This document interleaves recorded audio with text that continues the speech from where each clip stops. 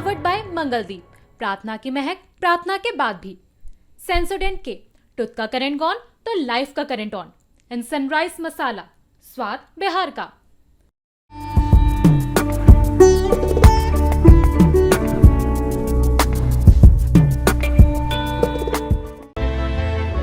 Mister मंगल बर्तनों से इमारत बना रहे हैं, पता है क्यों? मिस्टर मंगल अपने बर्तनों से खाना खाए या उनसे इमारत बनाए, आपको उससे क्या? आप बस इतना जानिए कि सेंसोडेंट के पोटेशियम आयंस टूथ के सेंसिटिव नर्व फाइबर्स को शांत करे। टूथ का करंट गॉन तो लाइफ का करंट ऑन। एक दोस्त है जिससे बात किए बिना हम रह नहीं सकते, बातें घंटों की हों या कुछ सेकंड्स की। ये दोस्त हमेशा हमारी बात सुनता है, क्योंकि हमारा सबसे अच्छा दोस्त भगवान ही तो है। मंगलदीप, दिल से करो बात भगवान के साथ।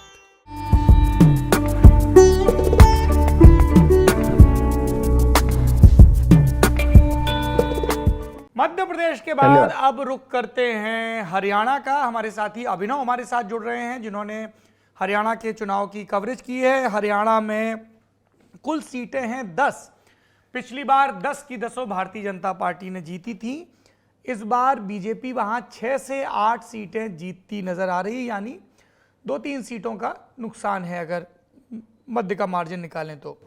इंडिया अलायंस कांग्रेस ने 9 सीटों पर चुनाव लड़ा, आम आदमी पार्टी को 1 सीट दी और यहाँ पे कांग्रेस 2 से 4 के बीच सीटें जीतती नजर आ रही है।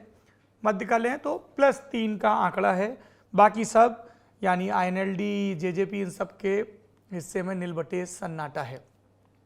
ये 2-3 सीटें कौन सी हो सकती हैं, ये और फैक्टर्स क्या हैं, क्या नाराजगियां हैं और इन सब के बावजूद क्यों बीजेपी इतने बड़े पैमाने पर रिटेन कर रही है अभी भी सीटें, इस पर चर्चा करेंगे अभिनव से। और अभिनव हमें बताएंगे कि रोहतक, सिरसा, हिसार और सोनीपत 4 जोड़ दी, इसके अलावा भी कोई सीट है?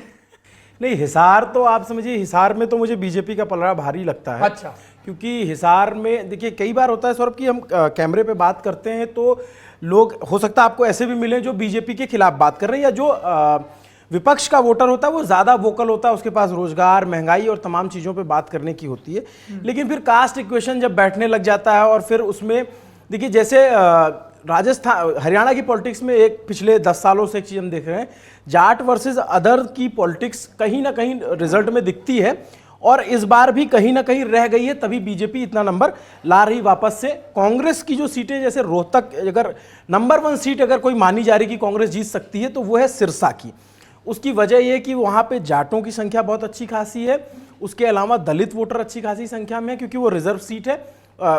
उसके अलावा जो जट सिख कम्युनिटी है और किसान आंदोलन का जो बड़ा असर दिखता है वो सिरसा से, सिरसा पंजाब से लगा हुआ इलाका है, बड़े बड़े काश्तकार हैं वहाँ, 200-300 एकड़ वाले किसान मिलेंगे, तो सिरसा की सीट नंबर 1 पे रखी जा रही है। और 2 सीट जो एक थोड़ा एंटीथेसिस यहीं पे आपको मैं देना चाहता हूँ। बाकी तो 4 जून है और हरियाणा की जनता है और सिरसा की जनता है। ये जो बड़े बड़े काश्तकार हैं, वोट इनका भी एक ही होता है। नहीं, रसूख बहुत होता है, मैं मानता हूँ। जाट हैं, जाटों को भी दिख रहा है कि भूपेंद्र हुड्डा की पॉलिटिक्स चमकानी है कि कुमारी शैलजा की पॉलिटिक्स चमकानी है।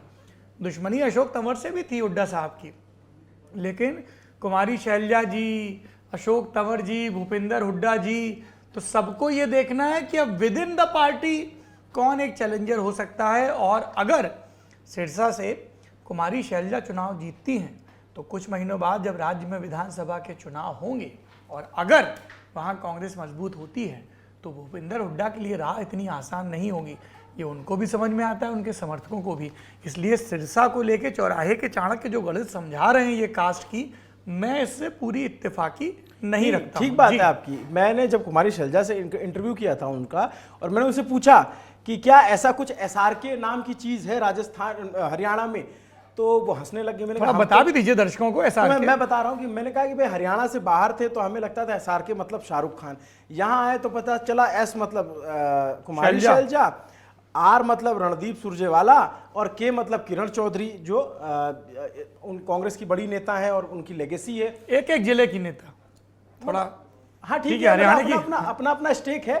क्योंकि उन्होंने उन तीनों ने एक साथ एक प्रेस कॉन्फ्रेंस की थी जिसको हुड्डा जी के खिलाफ लिया गया, तो वहां से एक टर्म बना SRK। तो सिरसा और उसके बाद रोहतक की सीट दीपेंद्र हुड्डा जहां से चुनाव लड़ रहे हैं, उस सीट पे पिछली बार भी 7,000 के करीब के मार्जिन से हारे थे। और उसकी एक बड़ी वजह थी कि हरियाणा रोहतक की एक विधानसभा जो है कोसली, उसने अकेले, यादव बाहुल्य, हाँ, रेवाड़ी जिले की वो सीट है, उसने अकेले दीपेंद्र हुड्डा का काम लगा दिया था, क्योंकि वहां से 75,000 के करीब जो है लीड मिल गई थी बीजेपी को। हाँ, मतलब ये इसको आप वो काम लगाना ही कह रहे थे, वहां के लोग की काम लगा दिया रेवाड़ी को। तो हमेशा कोट किया करो कि वहां की जनता देशज ढंग से ये कह रही थी। हाँ जी। तो मतलब अब की बार क्या है कि देखिए, जो जातियों में समझ में आ रहा था वो एकदम क्लियर समझ में आ रहा था कि जो जाट वोटर है वो बहुतायत संख्या में वो कांग्रेस के साथ जाएगा। लेकिन अगर जाट एक तरफ जाता है तो उसका रिवर्स पोलराइजेशन भी नजर आता है। वो कैमरे पे नजर नहीं आएगा, लेकिन वो वोटों में नजर आएगा। 100% ये बात तय है। अच्छा जी। वो शांत रहेगा, चुपचाप जाकर के वोट कर देगा। ठीक है, ये अब हम और सीटों पे चर्चा करेंगे, लेकिन उससे पहले थोड़ा सा ईंधन देते हैं। वोटिंग परसेंटेज किसका कितना दिख रहा है? एनडीए 48% वोट मिलता नजर आ रहा है, लेकिन 2019 के मुकाबले 10% वोटों का नुकसान है। इंडिया अलायंस, जिसमें कांग्रेस और आम आदमी पार्टी, उन्हें 44% वोट मिलते दिख रहे हैं, यानी जाहिर तौर पर एनडीए से 4% पीछे, इसलिए सीटों में इतना मार्जिन है। पर 16% का गेन होता नजर आ रहा है। अन्य की बात करें तो आईएनएलडी को 3% और जेजेपी को 2%। जेजेपी यहां नुकसान में नजर आ रही है, जबकि वो 4.5 साल बीजेपी के साथ सत्ता में बगलगीर रहे। सो दुष्यंत चौटाला लोकसभा चुनाव में एक रॉकी टर्फ पे हैं, हालांकि उनका पूरा का पूरा फोकस एक हिसार की सीट पर था। उनकी मां चुनाव लड़ी वहां से, नैना चौटाला जी वहां से चुनाव लड़ी, और आईएनएलडी से सुनैना चौटाला। देखिए बहुत गुस्सा, हाँ, सुनैना चौटाला, नैना चौटाला दोनों ने एक ही परिवार के, आईएनएलडी और जेजेपी दोनों ने चुनाव लड़ा, और वहां से भी बीजेपी से भी जो है रणवीर चौटाला है। तो ग्रेट बैटल ऑफ चौटालास। हाँ, हालांकि जयप्रकाश भी चुनाव लड़े, जयप्रकाश से चुनाव लड़ रहे हैं, वो जयप्रकाश कांग्रेस से हैं जी, वही तो अच्छा मुकाबला है वहां पे। लेकिन क्या है कि अगर जेजेपी और आईएनएलडी को जो वोट मिलेगा, जो भी मिले, 20,000, 25,000, 5,000, 10,000, वो जो है वो जाट वोटों की संख्या उस वोट में ज्यादा रहेगी, तो उसमें कांग्रेस का नुकसान है। एक अगर रोहतक और सिरसा के और इसको हिसार को छोड़ दे, तो जहां कांग्रेस अच्छा कर सकती है, जहां संभावना कांग्रेस की बनती नजर आती है, वो है सोनीपत की सीट। सोनीपत में भी कांग्रेस अच्छा चुनाव लड़ रही है। इसके अलावा एक आध सीट कोई और हो सकती है, जिसमें भिवानी महेंद्रगढ़ भी हो सकती है, जिसमें अंबाला हो सकती है। कोई भी सीट अगर 2 से 4 दिखा रहे हैं, लेकिन अगर सिर्फ 2 पे टैली रहती है, तो जो वहां के जानकार हैं और जो थोड़ा बहुत समझ में आता है, उस पर कांग्रेस वाले भी ज्यादा दांव सिरसा और रोहतक पे लगाते हैं। कांग्रेस की गिनती रोहतक से शुरू होगी। कुल मिला के ये समझ लीजिए। अब आप इसमें और भाई साहब कुछ जोड़ना चाहेंगे? हरियाणा में, मैं तो हरियाणा में देखिए जो वोट शेयर बढ़ा है, उस पर मैं बता सकता हूं कि वोट शेयर क्यों बढ़ा है। पहली बात तो जेजेपी का वोट शेयर घटा। जेजेपी को जो भी सीटें मिली या जो भी वोट मिले, वो बीजेपी के खिलाफ के वोट थे। बीजेपी के साथ उन्होंने गठबंधन कर लिया, तो वो एक गुस्सा है लोगों में कि ये इन्होंने जो है दगेबाजी की। ऐसा वहां के जो वोटर हैं, या जिन सीटों पे जेजेपी जीती, मैं उन विधानसभाओं में भी गया, और जो वोट जिन्होंने पिछली बार जेजेपी को वोट किया था, तो वो वोट फिर से कांग्रेस की तरफ शिफ्ट होगा। दूसरी चीज जो बीजेपी को थोड़ा नुकसान दिख रहा है, वो वजह है रोजगार। युवा जो है वो नाराज है। अग्निवीर योजना का इफेक्ट आपको हरियाणा के वोट शेयर में दिख रहा है, उसमें किसान आंदोलन का इफेक्ट आपको हरियाणा के वोट शेयर में दिख रहा है। लेकिन बीजेपी ने जो अभी भी अपनी होल्डिंग बना के रखी है, बीजेपी अभी भी ज्यादा सीटें इसलिए दिख रही वहां पे क्योंकि जो अदर कास्ट ग्रुप है, जो सैनी है, जो सुथार है, जो माली है, उसमें जो आपको सार्वजनिक जगहों पे बहुत ज्यादा मुखर नहीं दिखेगा जी। तो वो जो एक बात, जैसे पिछले चुनाव में तो अच्छे से दिखा जाट वर्सेस अदर, इस बार थोड़ा इसलिए टूटा है कि जो संविधान इफेक्ट है ना, वो दिख रहा है।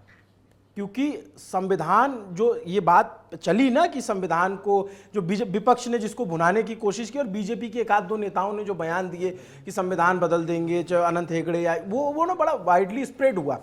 तो जो दलित कम्युनिटी का वोटर था, वो कांग्रेस की तरफ फिर से वापस आया। और इवन देखिए, बसपा भले हरियाणा में नहीं जीतती, लेकिन बसपा को वोट हर चुनाव में मिलते हैं। तो जो बसपा का वोटर था ना, वो भी कांग्रेस की तरफ गया।